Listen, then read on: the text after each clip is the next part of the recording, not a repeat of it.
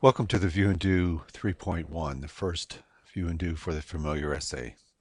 This View and Do, like all the first View and Do's for these papers, goes to the assignment sheet, and that's what I'll do now.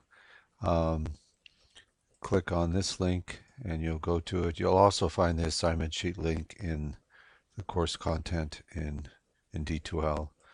Please read this little quote from Robert Atwin.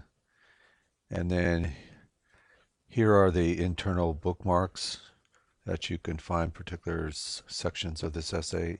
And then look at the links and supplements too. In that page, you will find some sample essays and some other links that will help you write this particular essay. So for the familiar essay 1 assignment, examine a specific personal behavior or condition. For instance, fear of flying, always being late, having a hot temper, having a condition like diabetes or Lyme disease or ADD, and explore its meaning for you. Explore the consequences of this behavior or condition for you and others. Take the tools of the essayist gleaned from the class readings and the view and do's and create a written response to this action object. Perform a thought experiment on it. Allow the reader of your essay to participate with you in the discovery of the intricacies of this behavior or condition. And remember, it's a part of you. It's not out there. It's not something you want to observe out there in the world. It's something that you want to look inward. It's a behavior or condition that you have. Okay, not that someone else has, but that is some kind of object outside of yourself.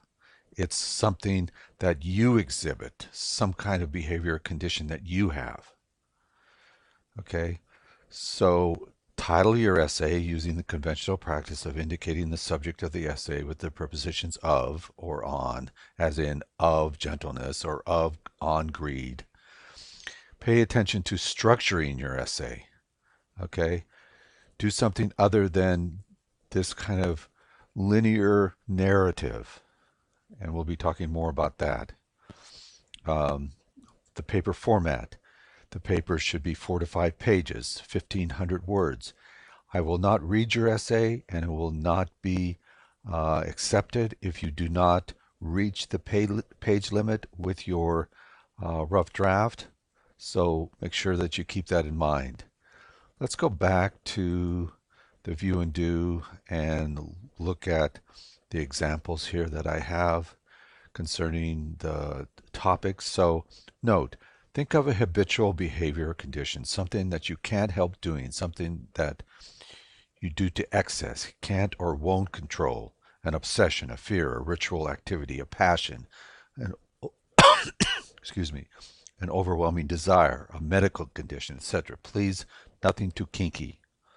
Additional note, the next paper we do, the familiar essay 2, the fourth paper, has you write about a person, place, or thing.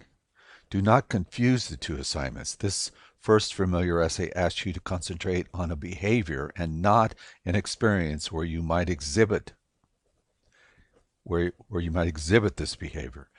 You can and probably should talk about the incidents where this behavior and condition is most prominent, but the focus should not be on the experience, but on your actions or condition, what you do, not the situation where it's done.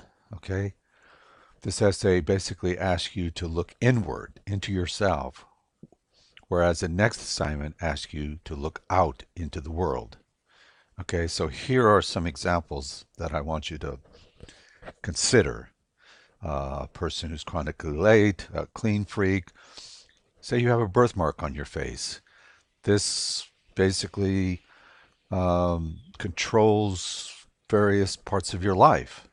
You're hot-tempered. You're an amputee. You like to shop. You like to eat. You like to exercise. You know, these kinds of things are behaviors that you do. Now, don't don't confuse this. For instance, if you want to write about exercise, you don't want to write about the gym. You can write about the gym the next time. That would be a place, as in people, place, and thing. Okay, the kinds of things that happen in a gym. But exercising, you exercise in a lot of different places. So talk about the behavior.